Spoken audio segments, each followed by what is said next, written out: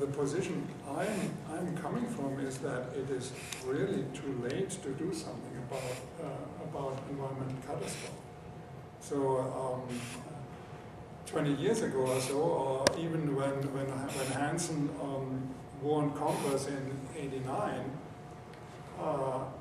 we might have had time to do something to avert catastrophe. But now things are so far advanced that I think we will have life at the end of the century will be completely different than the life which we have now. And people are saying that instead of 6 billion people, we may end up with 1 billion people or something like that. And I don't want to think about it, how that shrinkage from 6 to 1 happens. It's going to be not pretty. And so I'm telling my students, I'll be dead by then, although things are accelerating so much that I may still get some of the really unpleasant stuff. Yeah. I expect things to become really different in the year when the polar ice cap has completely melted. I think that, as long as there's a little ice in there, it keeps the polar ocean warmer, and once it's melted and it heats up, then everything is going to change. And so, and when is it going to be? In 10 years or so. And so what do you do in a situation like this? And my thing is, what's going to happen is that we will have, it's difficult to predict how the catastrophe will evolve and what actually will happen, but it's clear that something big will happen and things will be completely different afterwards. And then we will end up maybe in the Middle Ages, maybe in the Stone Age, I don't know, and then over the centuries, humanity will have to pull themselves up again on their knees and kind of slowly some of the areas which were so scorched that nobody could live on them would become habitable again and stuff like that. And so I don't think humanity will completely die out because people are just too resourceful. They will survive, but very small numbers, and then they will have to develop again. And I hope that the lesson which humanity will draw from this experience is that the way which we did with capitalism and with incentivizing production and letting the market take over and having a social system which we don't really control is a dead end, and that people will take a different road the second time around, and we'll have, maybe in 1,000 years or so, we will have a nicer,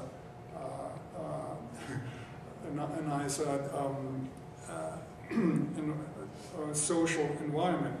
And so when I'm working now in order to do something about the environment, like coming to this conference here, it is, first of all, I'm doing it because it's lots of fun. It's amazing, you meet the most wonderful people in that movement. And so when someone said, why don't you just party? I'm saying, I am partying. and the second thing is that I hope that what we can achieve now will have implications for many generations after us. So I think how the collapse is going to happen, whether the collapse will really be a war of all against all, where everyone is standing around their fortified compounds with machine guns, gunning down everyone else, or cannibalism and stuff like that. Whether it will be something like this, or whether it will be some more humane thing where people make the hard decisions together will make a huge difference. And so my criterion for what's happening is that if capitalism or the capitalist mentality maintains itself through the collapse, then we have lost. Wouldn't it be cool if that collapse happened next November? That would be just perfect. Okay, that's... Yeah, and that I think that a lot of what you said is certainly objectively true. I mean, as far as we are now at a point where we can't talk about preventing ecological catastrophe. That one of my former colleagues, who's a hydrologist studying the effects of glacier melt, saying with global warming especially, he just said we're just all along for the ride. And so we don't have to wait for the future to start to see these effects. So I recently moved from Juneau, Alaska back to Utah. There, the glaciers are melting so fast, it's somewhat of an anomaly, is it's what's called isostatic rebound, is that the earth is lifting up, and so that the earth is lifting up faster than the seawater's rising, so people are actually gaining land. My house was probably less than a mile from a glacier, and right when the house was under contract, an ice dam broke on the glacier, massive flooding. And now, it didn't flood our house, but very close to it, and the deal went through. But one of the things I thought was interesting was that, according to all the data, our house was not in a floodplain. Well, of course, that assumes a stable climate.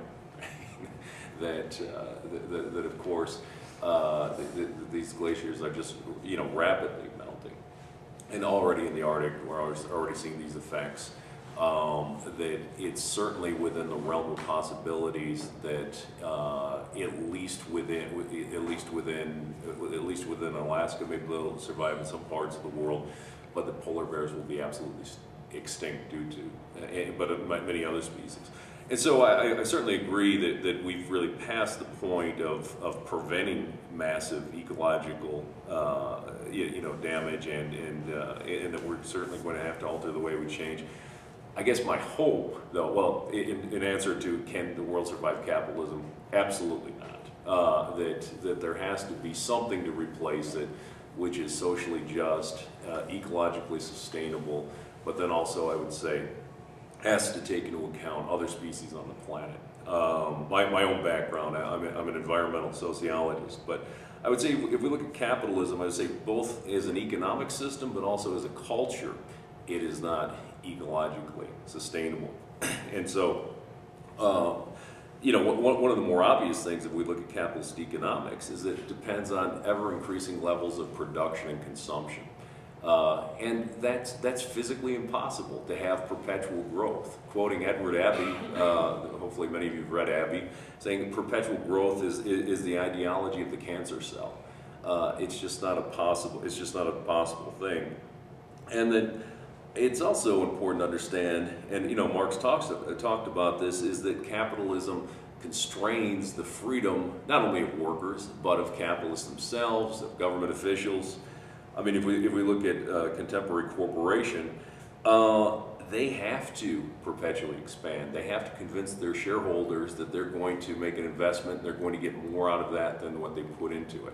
I mean, the whole system of investments and profits really depend on one another. So imagine, like, the CEO of like General Motors just saying, we're ruining the planet, therefore we're going to try to sell fewer cars next year and fewer the next year. I mean, of course, people would sell their shares, the shareholders would sue, this person would be out of business very quickly. And so the corporations have to think toward the next business quarter.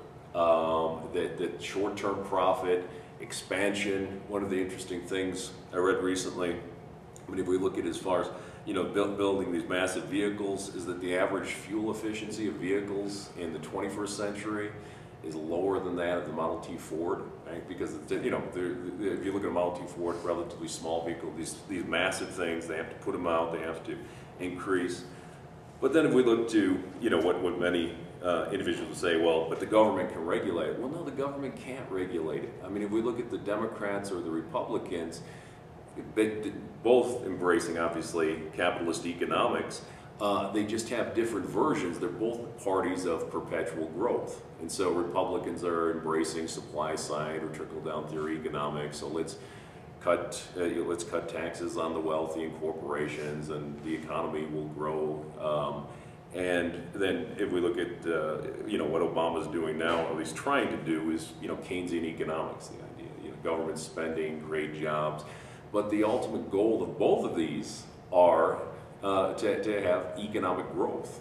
Now, suppose Obama's successful. One of the best things for the environment has actually been this recession. Well, I mean, if you look at like when Al Gore was vice president, the carbon footprint of the United States increased exponentially, right? Because the economy was doing well. That economic growth is basically biocidal. So if either the Republicans or the Democrats are successful in getting the economy going, promoting economic growth, that will just worsen the ecological crisis, and ultimately, obviously, the economic crisis, because it's just simply not sustainable. So the idea that the government can step in and regulate and stop this, I think, is just wishful thinking. And of course, what another thing would be, well, we'll just get more efficient. Technology is going to save us. The short answer to that is that in a society that doesn't depend on perpetual growth, which focuses on use values of products rather than their exchange value, efficiency is a good thing. Right? It saves people labor, can reduce ecological impacts. In capitalism, in many cases, energy efficiency just actually increases ecological degradation. And I know that's not intuitive, but if you think about, and this comes from John Bellamy Foster, who's actually relying on a 19th century British economist, Jevons, called the Jevons paradox, is that when a business invests in energy efficient technology, that increases profits, and of course profits are reinvested into a business, so it causes expansion. Now what Jevons maintained was that the steam engine in the 19th century, which used the least amount of energy, was the least efficient one, because they hardly used it because it burned so much coal. And so if you look at when a commodity, particularly something like energy, becomes less expensive, that leads to rapid economic expansion, where you have actually more ecological degradation. Very interesting thing, and so I think it would make a good doctoral dissertation for someone. I had an experience several years ago where Juneau's electricity is generated by hydroelectric power, and so 10 cents a kilowatt hour. So relatively cheap electricity. An avalanche came along and wiped out the power lines from the generator. So for 3 months, it was diesel generation, so a 500% increase in the cost of electricity. Well, at the aggregate level, there was a 40% decrease in the use of electricity, so of residences and businesses. Once the electricity went back online, it actually surpassed that all these efficient people invested in all, compact fluorescent light bulbs, etc. Is that it actually, electricity became cheap again, and it went back to higher levels of production and consumption of energy.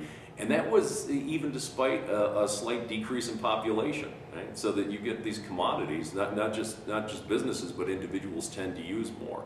And so technology doesn't really save things. And one of the things you think about with efficiency is marketing. And so that we could say that many appliances, etc., are much more energy efficient than they were, say, 30 years ago, 50 years ago, but we have more of them. And so that's one of the things about capitalism, is to produce artificial desires, artificial wants. They become needs. And so if you compare the average home in the 1950s to the present days, many homes didn't have things like televisions or telephones. And of course now, if you look at most homes, you can convince people to own, every person in the house needs their own personal television. They need their own personal toilet. They need their own telephone. Maybe some people own multiple phones, multiple vehicles. Every person who has a license must have at least one vehicle. Right?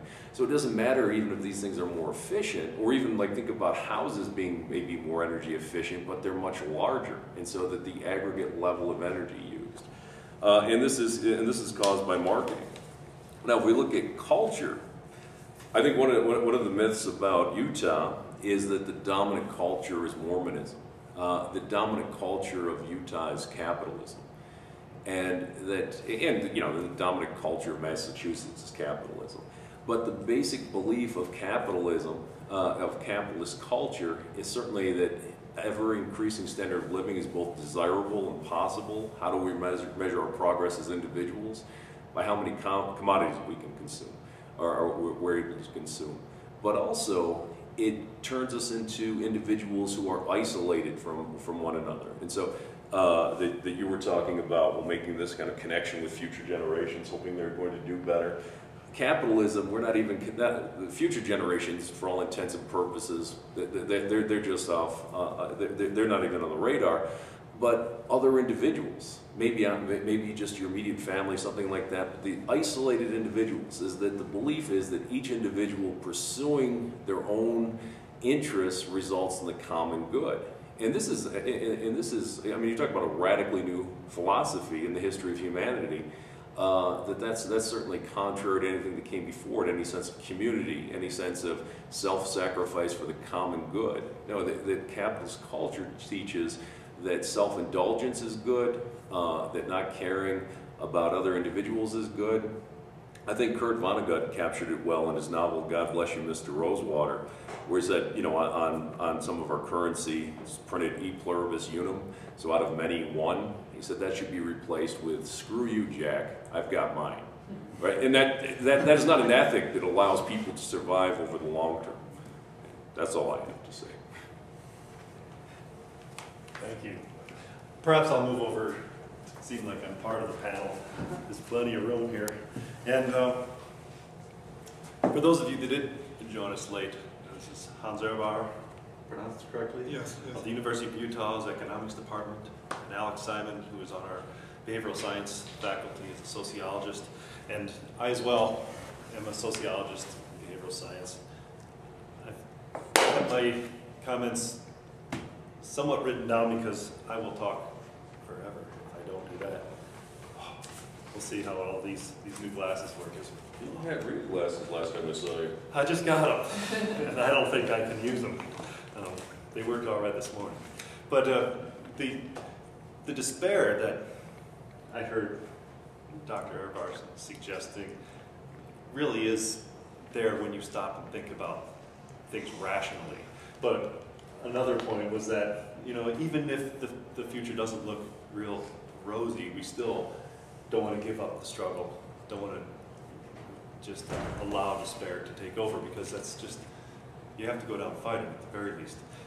Some of the things that I wanted to refer to are more on the immediate level, and I still have hope, even if it's not a rational hope, that we can do something. We can reverse the trends that are destroying our planet, as it were. But what it's going to require is, like Dr. Simon Alex was saying, is that it's going to make a difference in culture. It's going to mean a whole different way of thinking. So that's probably what I wanted to address. The creation of wealth or capital extends from the exploitation of labor, but I also want to include that natural resources also must be exploited. So just as our cultural values and social institutions define work and workers in ways that legitimates their exploitation through wage labor, the environment must also be defined in ways that allow its exploitation.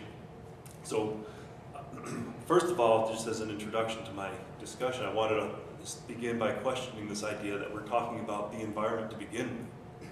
I don't like to use the term the environment because I really would argue we ought to be using the term our environment. By calling it the environment, I'm really going to have to stick to my my words because I feel myself wanting to go off. So by referring to the natural environment in which we live and on which we depend as the environment, it takes on an identity of its own. It's a separate entity that takes on a set of interests and an identity that allows it to be thought of as just another interest group to be added to this equation of cost-benefit analysis. So business has to compromise something, and then the environment has to compromise something to balance the demands of the economy and the environment. We hear those types of arguments all the time. If it were defined as our environment, it would be unthinkable to compromise the natural elements on which our very lives all depend. If our environment were thought of as like a fish tank in which we all swim, we would not be willing to alter the pH, to raise the salinity, to alter the temperature, to change the aeration, or to allow algae growth or other filth to develop in our tank. So we are the fish that will be floating on the surface if we don't really think about how altering our environment is going to affect us as people. But yet we don't see the fish tank. We are floating around, many of us already are belly up in our dirty fish tank without accepting that this is going on. So we've defined the environment as separate from ourselves. That was a crucial point of capitalist development. So the environment is seen as wild nature out there, while we humans exist in a separate world of civilization. So our landscape photos, our landscape paintings, all have to exclude human beings. We want to see natural portraits that don't include any people, just mountains and forests and oceans and things that are untouched by humankind. We pack our picnic lunches and visit nature. We go backpacking or camping and we spend some time in nature, but after a couple days we come back to our nice civilized little lives as though they are these two separate entities. So separating ourselves from nature, which is impossible in reality, we're part of nature, nature's part of us. We cannot conceive of nature and civilization, or rather we do conceive of it as separate, but we shouldn't do that. My point, I don't want to argue that we ought to continue this, but this justifies the degrading of natural resources for monetary gain.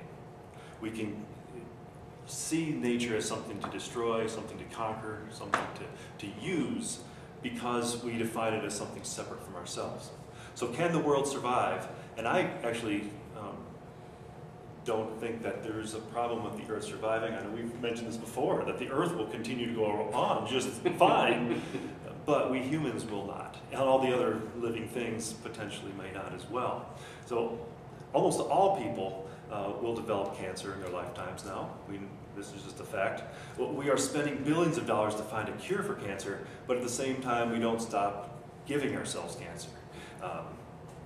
We see an explosion of developmental disabilities.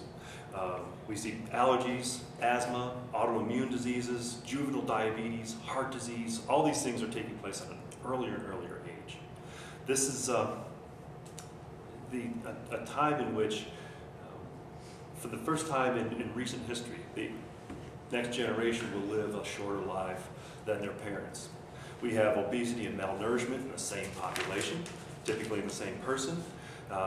When autoimmune diseases, autism, neurological disorders are becoming the new normal, we really have to stop and reflect, although we still don't pay much attention to that. Millions of men can no longer reproduce. When a population can no longer reproduce, can physically procreate, that's a real sign that there's something wrong in the health of the population. Our diets and the chemical additives in our environment have made a huge number of men, millions and millions of men, unable to mate. They can no longer get an erection. If nothing else brings it to our attention, the dying children, the growing rate of birth defects, you would think that, in spite of all these chronic diseases and things that are right before our eyes, at least the inability of men to have sex would wake us up.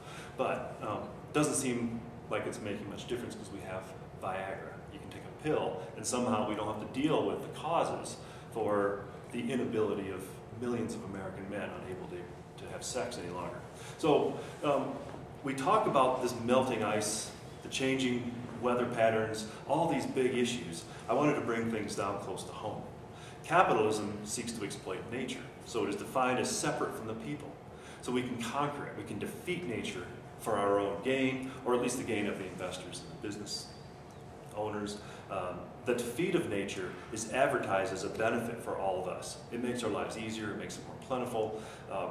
The abundance of all the things on which we really see our living conditions rising, at least so we're told. But the sickness is ignored in our society.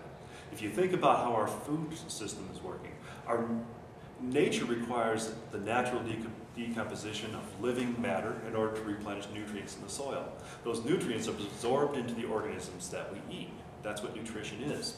So scientists who were funded by industry discovered more efficient ways to fertilize the soil through chemical inputs, mostly anhydrous ammonia, but many others, and mechanization. So the ammonia, which is very, very high in nitrogen, allows for abundant yields. The plants grow very well, but it kills all the nutrients in the soil. There are no vitamins, no nutrition in the food that we're eating. And our food, despite it looking beautiful, picture perfect, so this weakens our immune system, and we cannot fight off diseases to remain healthy. We could talk about other parts of separating nature, especially if we even simply think about the food we eat.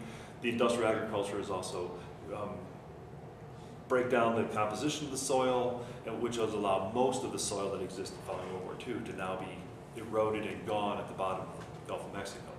So that's just a completely other story. Can we survive this separation of nature and humanity just on the other elements? But we are not paying much attention to the need for us to pay attention to the natural processes. So I'll try to wrap things up. Industries profit from the chemical and mechanical inputs to our food system and other industries, sometimes owned by the same conglomerates. So profit comes from also treating the sicknesses that is caused by this undermining of our natural environment to begin with. We still see people living into old age, but they were brought up before the 1970s when we started to really degrade our food, our nutrition systems. As time moves forward, the average life expectancy will go down. The young generations now won't live as long as their parents. And while they are alive, they have higher rates of disease and chronic illness than ever before. The idea that we can conquer nature is coming around to bite us in the butt in so many ways.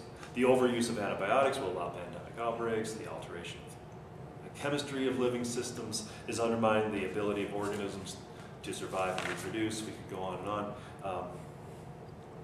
I think I'll cut out this next section because it was really depressing to begin with. So in the end, we're all really guinea pigs, if you will, or petri dish experiments in some giant industry's laboratory that they want to profit from the artificial inputs to the natural ecosystems and then to profit from the management of the destruction caused by that environmental degradation. So as long as we allow the capitalists to define nature as separate from ourselves, we'll continue to suffer from these unnatural causes. That's something that I wanted to suggest, that we have to think about the environment in a very new way, actually as our environment, in order to even begin to start thinking about ways that we can make our lives better. And why do we kill ourselves, quite literally, and not even pay attention? And we continue to follow the same path. Anyway, please let me defer now to the other colleagues up here. Ideas from y'all? We have a small enough group to have a discussion, a nice dialogue. One thing I guess I would say, does anybody else want to speak up? I certainly agree that the way, Western society, certainly capitalism, has defined the environment as external to us, and I do think that's a negative thing.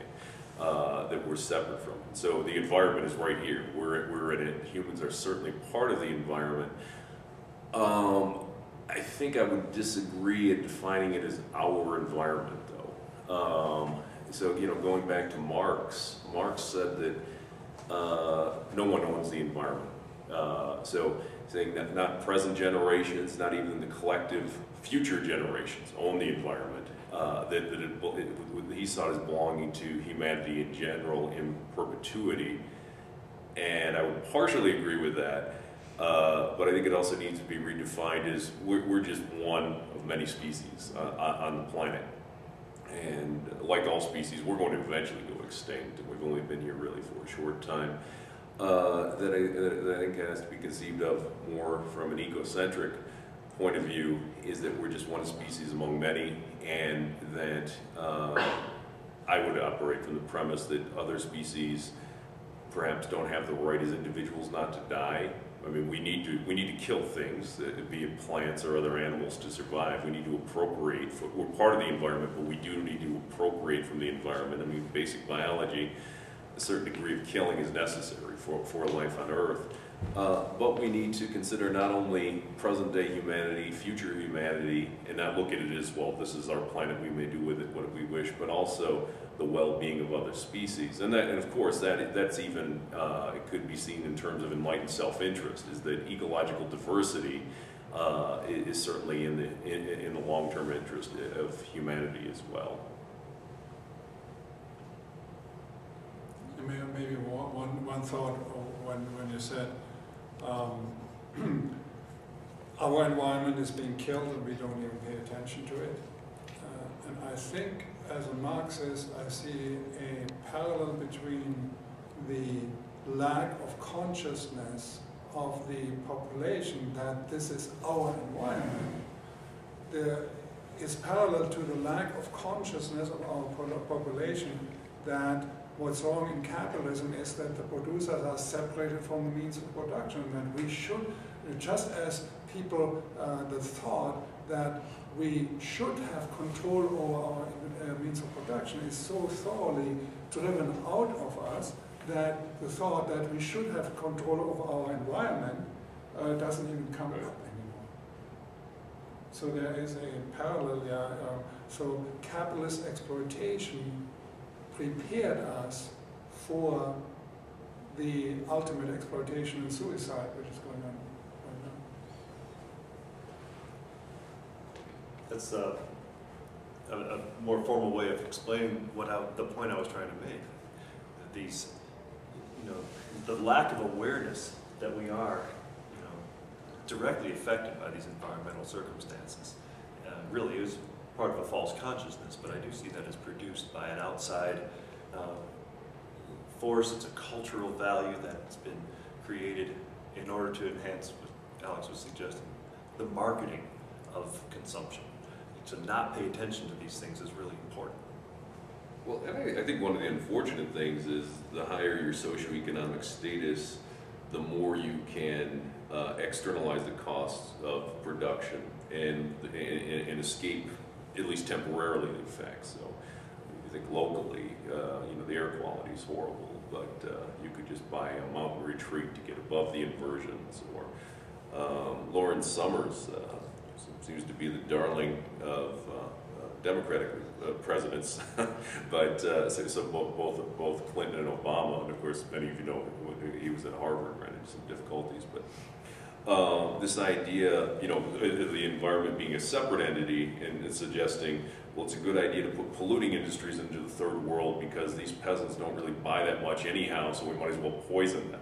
It's kind of like this idea of you just scoop up, whatever from your own yard and throw it over the fence and it's gone. And of course, the higher your social class, I mean, you can get sushi in the desert here. I mean, that you just pretend that there's no scarcity in the oceans, that sort of thing. And so, unfortunately, the higher people's social class, the more oblivious they are to these sort of things. And of course, the higher the social class, the more power you have to affect change. We can get some input from the audience. Yeah. Maybe we should just go around and everybody introduce themselves. Yeah, that'd be good. Good idea. What do you want to yeah, sure. I'm Max, I'm a student here. I'm also a member of the Revolutionary Students Union. And Gregory sends his apologies that he's running late. He ran into some unforeseen circumstances this morning. I was just wondering what some of your thoughts are on the success of socialist experiments like Cuba, for example, meeting sustainability requirements that the first world is not even near. Do you think that's just a necessary part of a socialist program, or is it something that's unique to Cuba or that kind of area of the world? Is your question, is socialism inherently ecologically sustainable? Is that what you're asking? Or? No, not so much, because that wouldn't be properly materialist, I think. But okay. I'm just, what are your views on Cuba and its success in ecological sustainability? I could speak to that. Please, anybody. I don't mind asking anybody. I don't want to step on your toes either. Yeah. But what happened in Cuba was that, because of the United States embargo, they were unable to, of course, import manufactured goods, parts of the industrial agriculture, and once the Soviet Union collapsed, they had no real source of new industrial agricultural products, the tractors that they needed, the new petrochemicals that are needed for fertilizers, etc. So they had an incredibly well-orchestrated attempt to try to remember how to use 19th century technologies. Those before the Green Revolution, if you will, before World War II, that really industrialized agriculture. And it's been an incredible success story just to, number one, find people that were still old enough to remember how to plow a field with animal power rather than mechanization. And it has really been a success story, but I'm not really very optimistic that it would have been undertaken under any other circumstances without being without forced. the embargo, okay. So yeah, I think we have been taught that science and new technology is always going to be superior, and going backward in time, I think a lot of us would think of that as an unfortunate circumstance. You took a step back in technology to do things the way they were doing things back in the 14th, 15th, 16th, 17th centuries, but yet they worked, they were sustainable, and those are things that I think we need to learn from it. Unfortunately, they are remembering how it's done so that maybe when we need it, we can ask them. But I can defer as well. Yeah, I think much what went wrong with socialism, say after World War II period, was the race with the capitalist consumerism. Yeah, there were two races going on. On the one hand, the socialist countries saw all the cars and all the prosperity and capitalism, which came from cheap energy, and they tried to emulate it. And they were often tenuous regimes who had to kind of buy off the population. So they, one of the things the Soviet Union did, and which I think was wrong, is they gave them the oil even cheaper than the world market. Even after OPEC in 1973, the Soviet Union was still delivering incredibly cheap oil to Poland and stuff.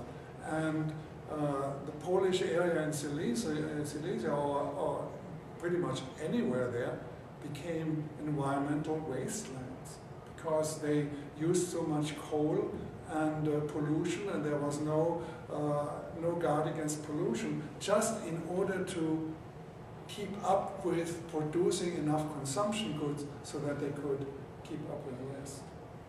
And that is in my way of thinking, a perversion of socialism. Right. One of the things they did wrong is they tried to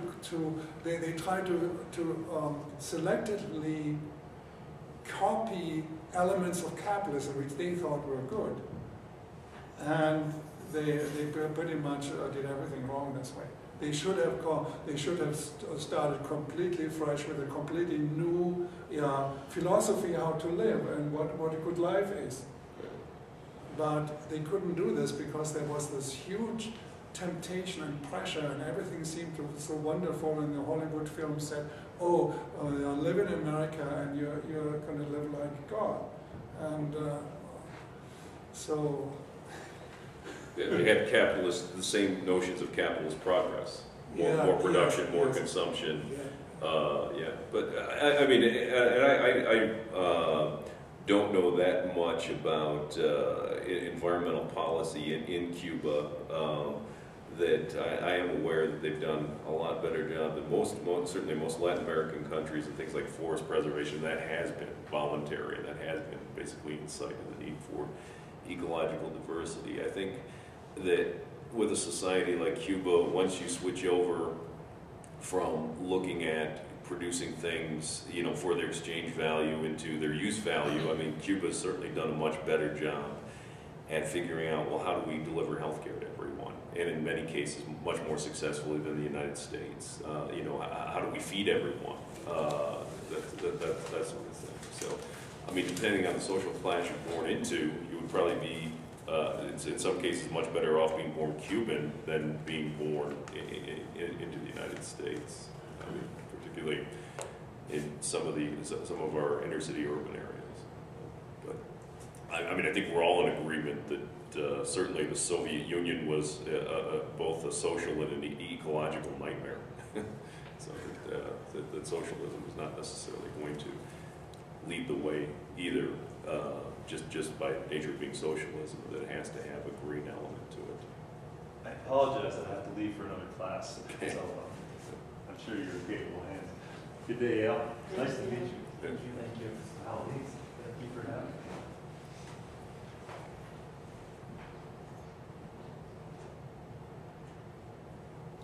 I just have a comment. I hear you saying that there needs to be a huge cultural shift from capitalism to either socialism or Marxism, but how do you, with an environmental, with a green aspect to that, but how do we as individuals, just sitting here in Orem, start that shift happening? I know what I can do personally and what I am doing personally in my own backyard, my own space, but now I'm freaked out because, you know, I buy fluorescent light bulbs and, you know, energy efficient appliances, and I think, dang, you know, because there's a negative aspect to that, the overproduction of Right. energy efficient appliances. So at this point, I think, you know, and it is disheartening, and I think, is it really going to come to annihilation before people are jolted enough to do something differently, or like the Cubans, you know, have an external force come, an embargo before we actually move? I don't know, capitalism is just so embedded and so powerful. What do you do? See, one of the things which we haven't discussed here yet, it's not only a social force which keeps us paralyzed. It is kind of the unholy alliance between social class interests and our own psychological defenses. So it's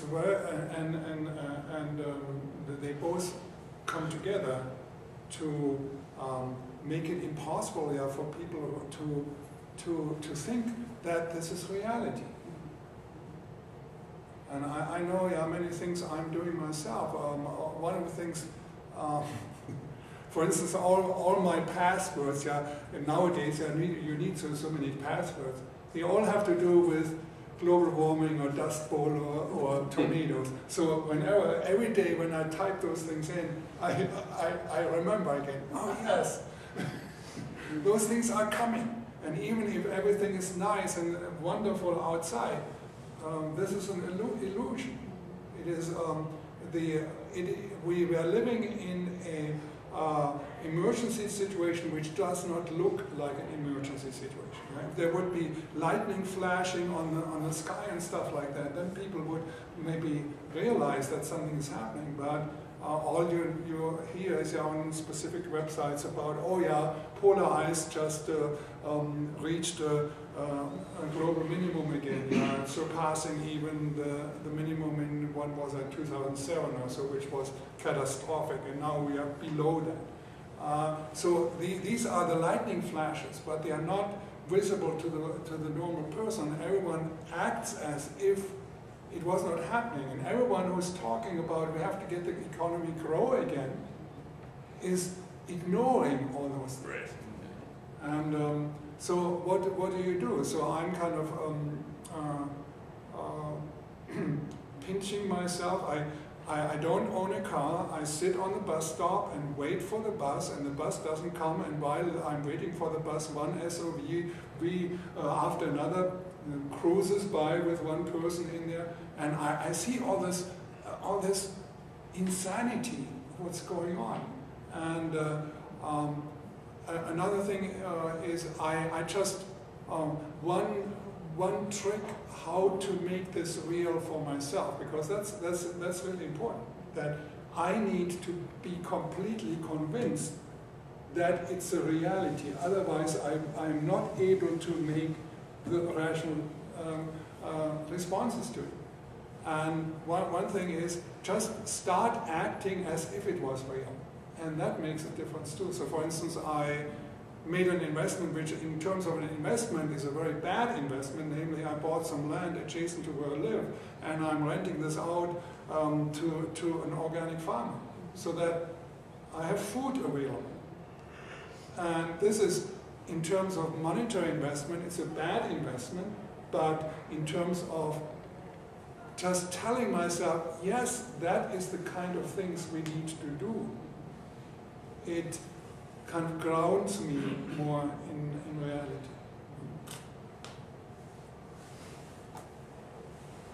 My name is Charles Knuckles. I chair the Department of Anthropology at Brigham Young University, and I'm delighted to be present in this conference, and I hope through it we might establish linkages between UVU and BYU, because I assure you there are many people at my institution who are thinking along similar lines. One plug I want to make is that in terms of collapse theory in anthropology, there's a lot of it.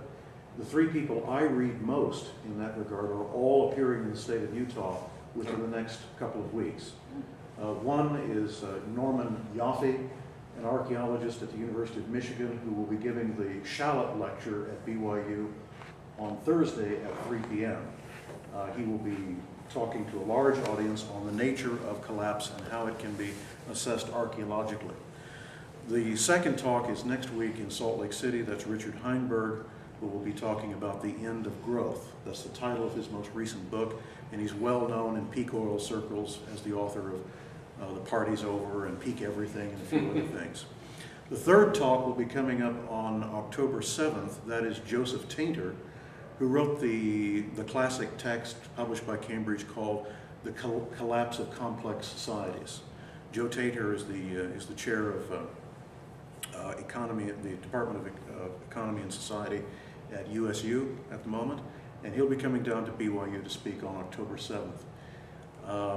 You all are, of course, more than welcome to come to the BYU events.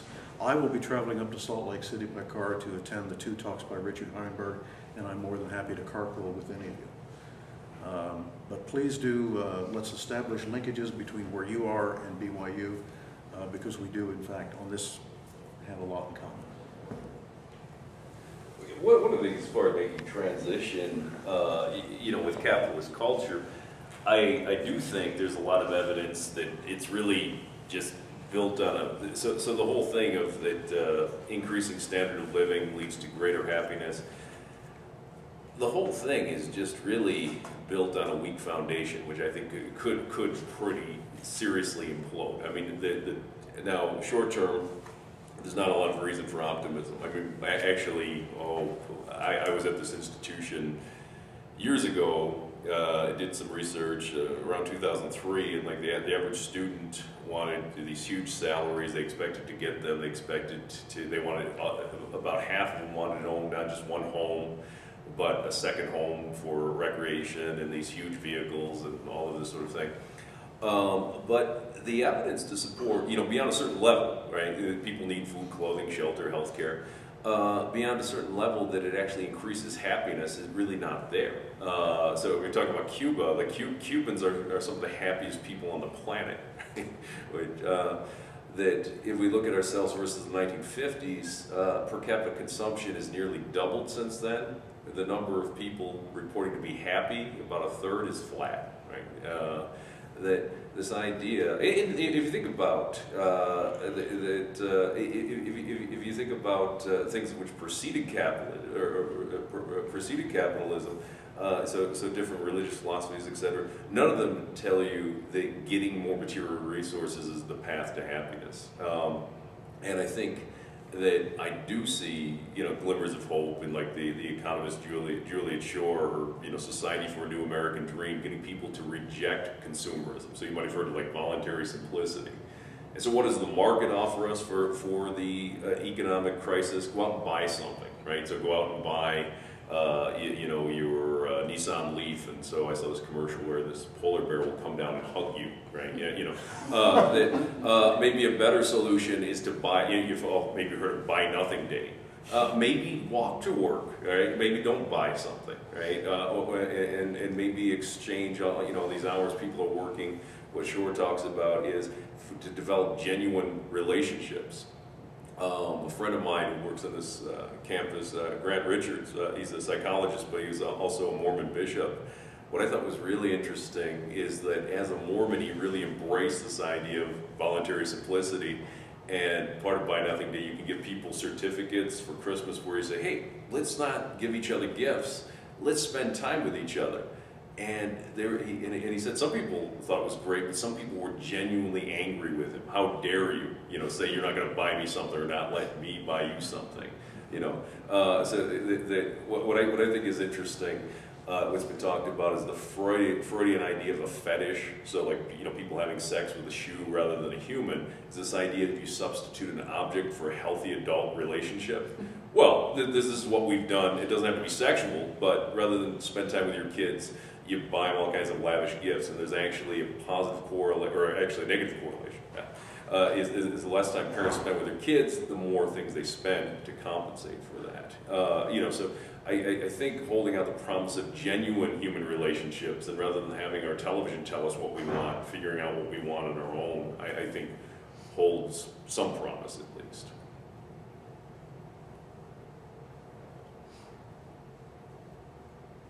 Fortunately, what we've seen is the opposite since the 1960s.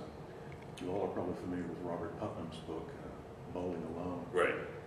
That paradigm shows that voluntary associations, which were prolific in this country until about the 1960s, have fallen off a cliff. In the erosion of community. Yeah. And so I think you're absolutely right. Restoring a sense of human belonging may be our first and most urgent task. Right. But how to do that? Certainly Hans and his community have pioneered one approach, and that is the approach of co-housing. Yeah. And I think that's extremely valid, of course. I know what Shore is doing. This isn't it's called simplicity circles, where people actually get together. It's actually like support groups. How do we downshift our lifestyles?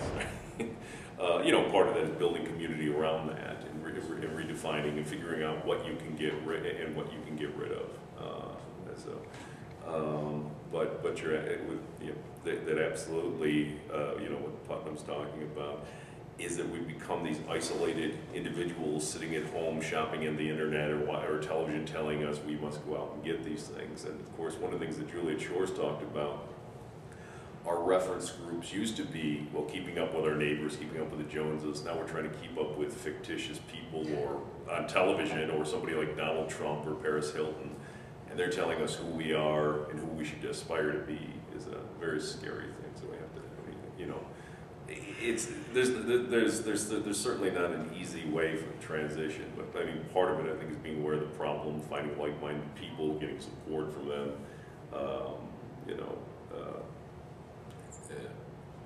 record. I think part of it maybe stepping, so I assume you'd be ostracized when you don't own a car, or I get ostracism. My truck just turned 21 years old, but it still runs, so I keep driving it. Those things, I think, refusing to drive a car, that we should hold people up like that.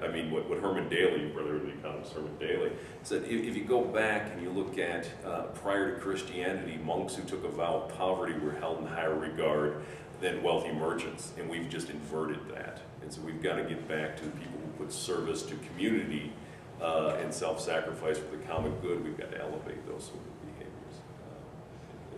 It's not an easy thing to do, to cut through the noise of the media, commercialism, and all of that. But there's some solutions. I've looked into the co-housing movement here, and it's not very accessible to all people. You have to still be of a certain social class to even be able to participate in the co-housing. So while I love that idea, it needs to be accessible to more people. How? I don't know. There are lots of vacancies now in various co-housing communities around the country, and many of them really got hit by the collapse of the housing market. Especially those who started right before the collapse, and they expected the housing prices to go up, and now they are underwater basically with their assets. So it is even co-housing is in an interesting situation right now.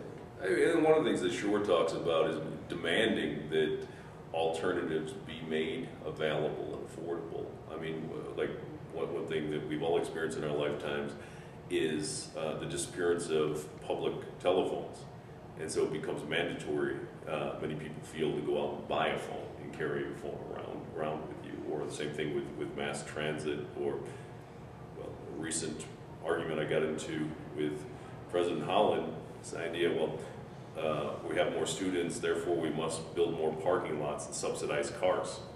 And I said, well, why don't we just actually subsidize people who walk to work and start charging for parking? Oh no, we can't do that because it's an infringement on freedom. But I mean, really, it's a shift in subsidies, what behaviors are going to subsidize.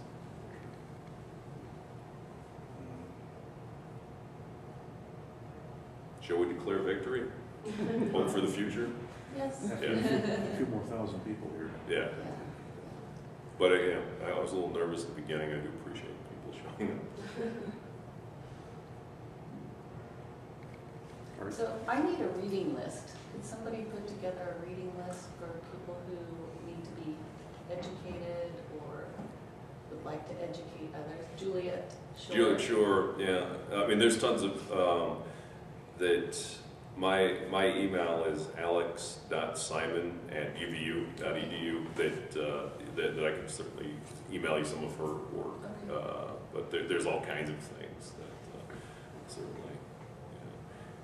Yeah. And actually, I think she just came out with a new book, but I think one of her more recent ones came out like a couple of years ago called Born to Buy, and looks at the commercialization of childhood. Which I think is, if you have kids, I just think it's an invaluable thing to read.